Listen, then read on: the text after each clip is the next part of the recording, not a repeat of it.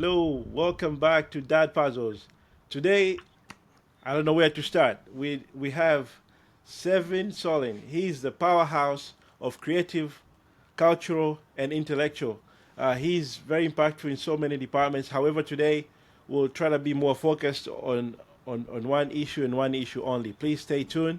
Um, Without further ado, welcome, my friend. Well, thank you. I really appreciate you having me on. I really appreciate all the work and that you're doing, and the whole concept behind this is, I think, so brilliant. Um, one of the things that I have been working on that is has been really close to my heart as far as something that ties in has been issues with education and the schooling system, and it is so dominant in so many ways in terms of affecting um, uh, lives of not just parents with kids, but schools impact entire communities. I mean, right down to even people who think they have nothing to do with schools.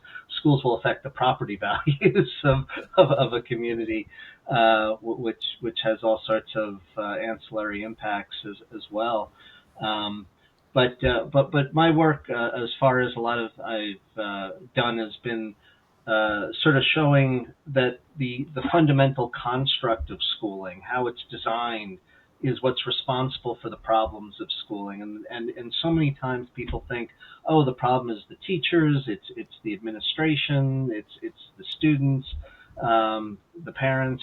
It's always there's always pointing fingers that these are the problems for why schools aren't working, but it's actually the way schools are designed. And in breaking things down as far as figuring out how schools are failing, and everyone knows schools are failing. I mean, it's evident in ways that just the literacy rates alone show that schools don't do what they're designed to do, or at least there's many different things that schools could be designed to do. They could be for education, which they're clearly failing from both math and reading scores, which are tailored around the way schools instruct too. So even if one tried to test things in a more organic way, the results would be even worse. They don't provide work skills. So if schools were designed, you could go to there are vocational schools that one could go to if actually one wanted to learn employment skills, but they don't teach skills for the workplace. They don't teach. At one point, certainly in the 1950s, schools were expected to teach people how to be good citizens. They don't do that. People don't learn civics in school, and they don't help students become good people. They actually diminish. There's been studies showing that they diminish the amount of empathy that people have. The longer they're in school, the less empathetic they become. They also become neurotic and depressed because they produce so much stress. And the one feature of school that I find the most uh, horrifying is that it induces suicidal ideation. And the Centers for Disease Control every 6 or 8 years does a study, and the results are always the same, which is absolutely horrifying. That 1 in 12 students on average attempt suicide, and 1 in 6 seriously consider suicide. And when people look at schools like, oh, is it a good school? They might look at test scores, but generally the schools with the higher test scores have higher suicidal ideation. So the so-called best schools are the ones where the kids are more likely to take their own lives. And as a parent, I have three young girls.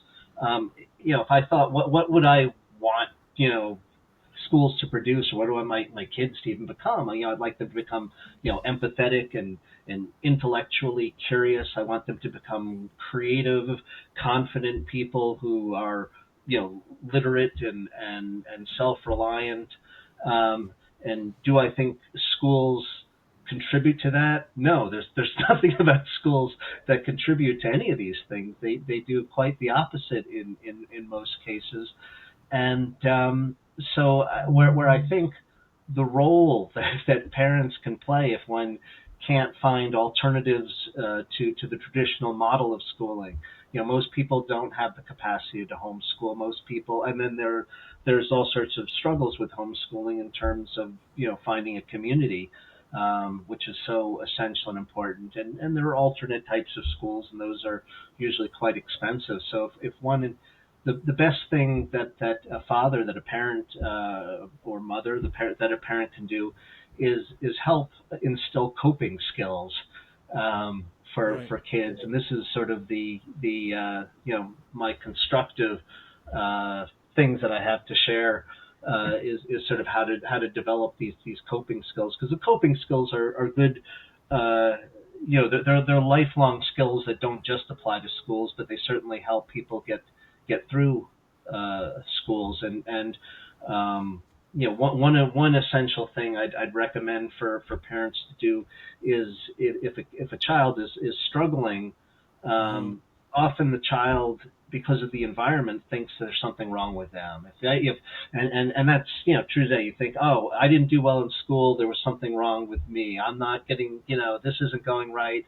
They Mm-hmm. internalize the problems. And when they don't, when they say, oh, this teacher hates me or something like that, the parents usually are not supportive. They're usually like, Mm-hmm. oh, I'm sure there's more to this story, that there's something going wrong. No, you gotta find support, and recognize that even if that it's the structure, the way schools are designed, the Mm-hmm. fact that it's this factory model where that's not designed to meet the individual's needs, but to process many people, and cannot provide individual attention to meet a person's needs.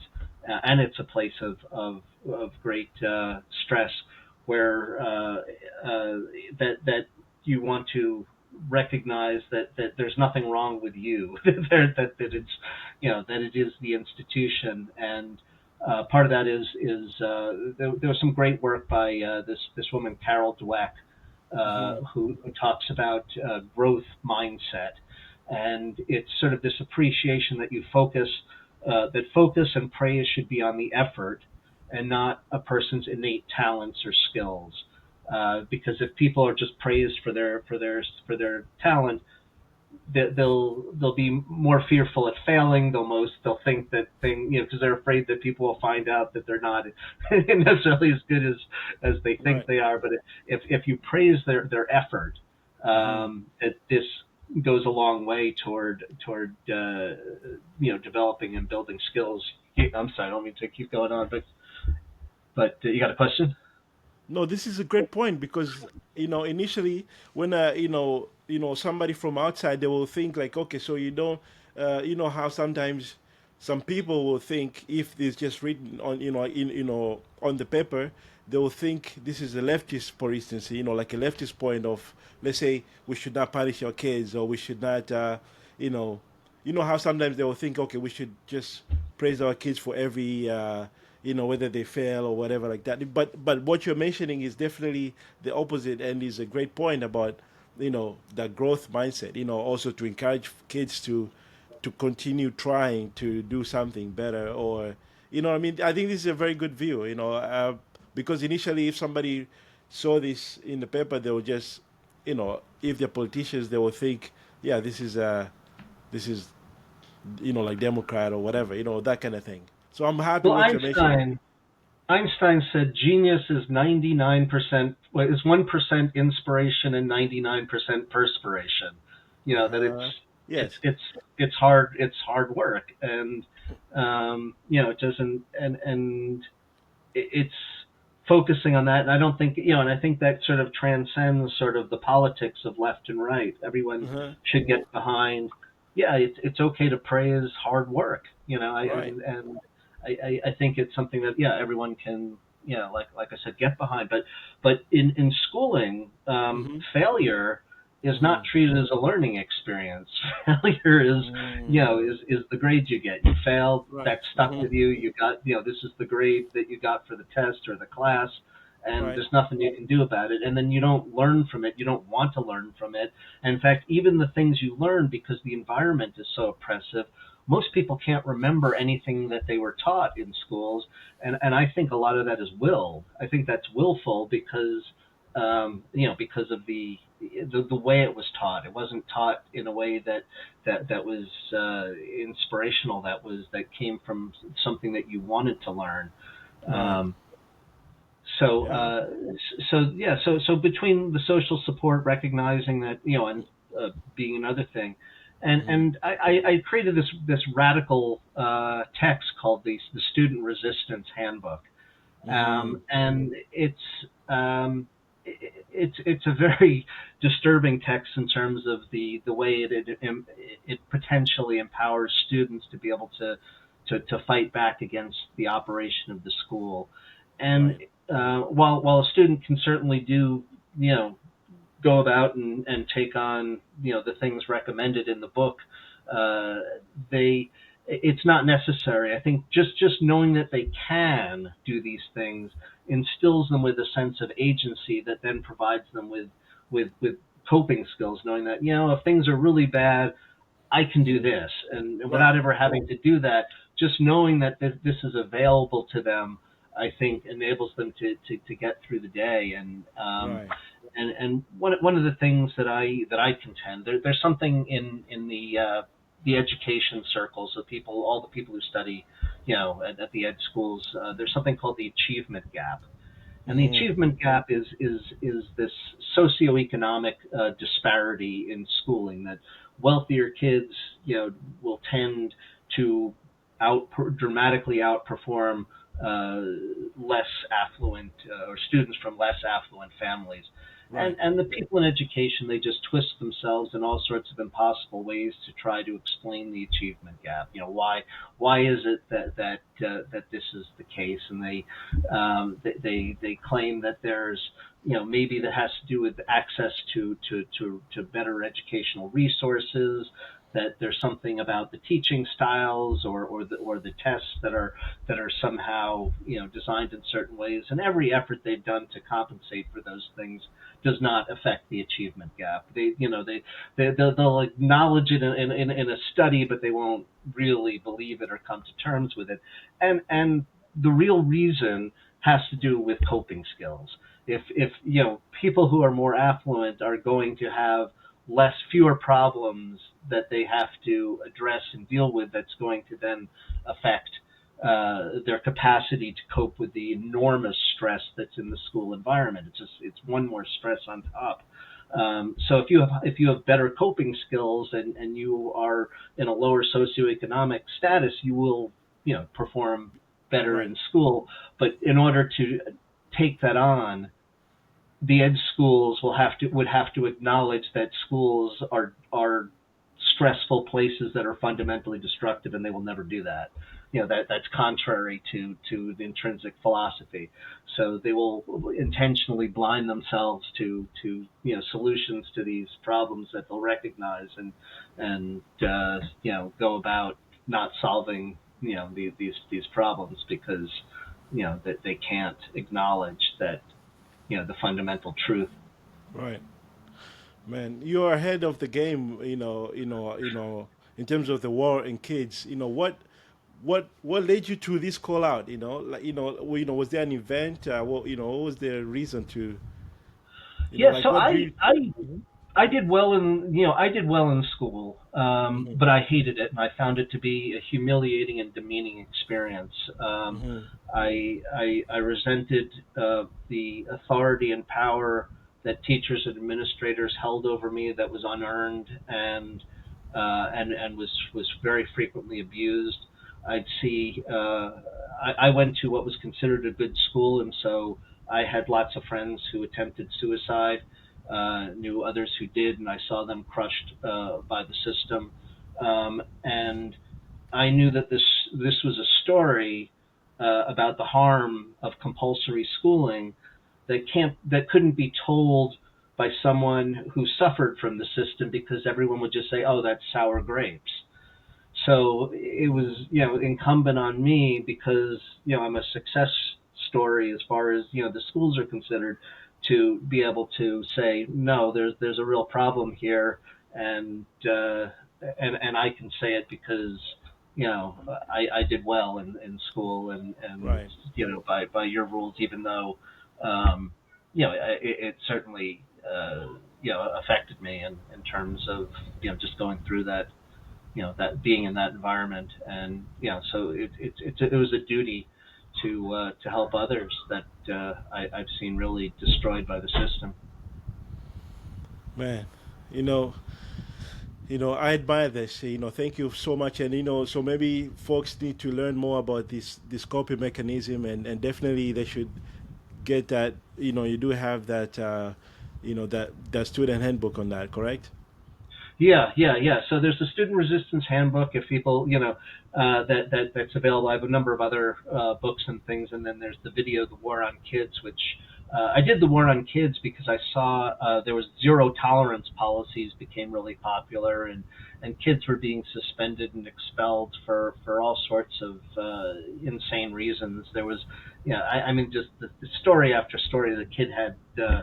Candy at school. They weren't familiar with the candy, and they suspended the child because it could have been drugs, even though it wasn't. And the thing is, these injustices that take place in school stick with people for the rest of their lives. They're really scarred by these things. And when I go would attend, have these screenings of The War on Kids, and people would come up to me afterwards. Everyone would come up and they'd tell, oh, this happened to me or that happened to me.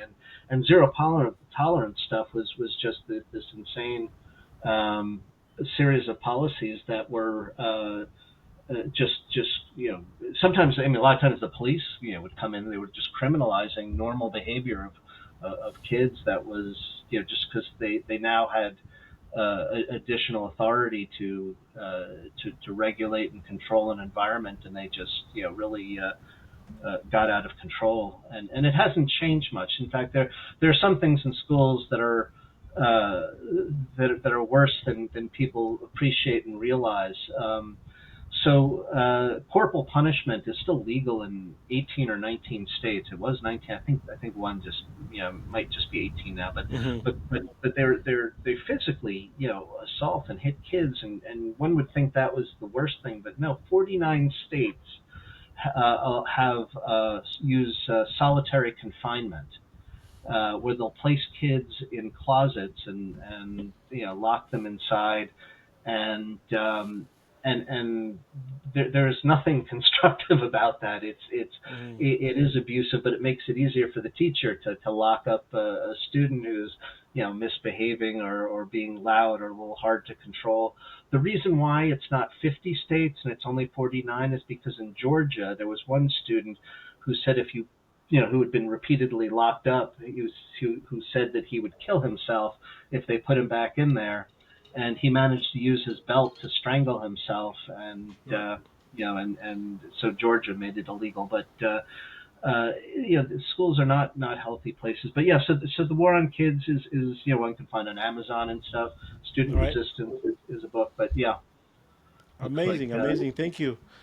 I think this is powerful, and you know, my friend, you've been everywhere, my friend. For and you always you challenge the social like norms and stuff. What do you advise us as parents today that we should work on So I, this? I, I think it's it's really like I said, for when it comes to schooling, it's coping skills. I can't provide broad. Perfect. As a parent, I know how little I know about parenting, but Hmm. I do know how to get through, how to help support kids in getting through school. So meditation is another thing, Hmm. another that seems to be very helpful. Where there have been studies done as far as providing support for coping, but it's keeping in mind what is it that you want for your kids. You want your kids to be, empathetic, creative, confident people who are curious, and you want to emulate that behavior and be that way, and and be supportive, and if and try to recognize and be sympathetic and empathetic when environments are designed to undermine those things, and to appreciate that that school that there isn't to not treat schools like factories of where if you do more homework you're going to get this result. Right. Try to be sympathetic that it's that human beings are motivated by things that are meaningful to them, and I think that's really it, and to promote agency uh, that way by recognizing that the best results, people will put hours and hours and hours of work into Mm-hmm. something if it doesn't feel like work because it touches them in some way. If there's a project that's meaningful, they'll put unbelievable amounts of time, and that's the best way to learn, and that's the best way to develop as a human being. So it's finding the things, working with them, listening, and finding the things that people care most about, and finding ways that you can reasonably support those things. Oh, my friend, thank you so much. I think we have so much to talk about. Because there's so many topics that you are able to to talk with authority, and I hope maybe we can do this again in the near future so that parents can really benefit, because I love how you're diverse, in your talents and experience, and I hope that you can inspire more parents to be that, and I know so far parents, they can tell you, yeah, wait, we're diverse, we do, like parenting itself, we have so many experience, right? Those soccer games on the weekends, or it depends on whatever sports your kids are into, the like the cleaning, the planning, we do everything as parents. I totally understand, but it's good to also see somebody that is doing you know just all kinds of work, as an experience, and you have done that, my friend. I'll be honored to chat with you again, to cover all these other different topics. Well, that'd be great. I'd be happy to. I mean, I can write a book on what I don't know about parenting and ways that I can develop and improve. And there's there's so much there. But what Mm, the areas where I can provide some where I've researched and seen things, I can happy to contribute. But I by no means can I go beyond absolutely. the areas where I've studied, and Awesome. I'm always listening, always learning. And man, there's a Thank lot you. to learn about parenting. Thank you. Well, for parents listening, please, if you're, if you're, you have some curiosity, please go ahead and visit cevinsoling.com. You can explore more about his films, his music, and writing.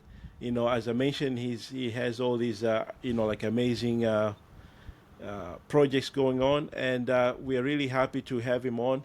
Thank you so much, sir, to have to for joining us today and sharing your wisdom, and hopefully people now they'll have like a good solution going forward. Because these coping mechanisms they're handy. Whether you know not only for kids, even us as parents, we should definitely have a coping mechanism for dads. You know what I mean, or moms. Like we need these things. Because yeah, this journey, whether it's our kids' school or us as parents, we need that. So thank you for the inspiration. We have this inspiration now.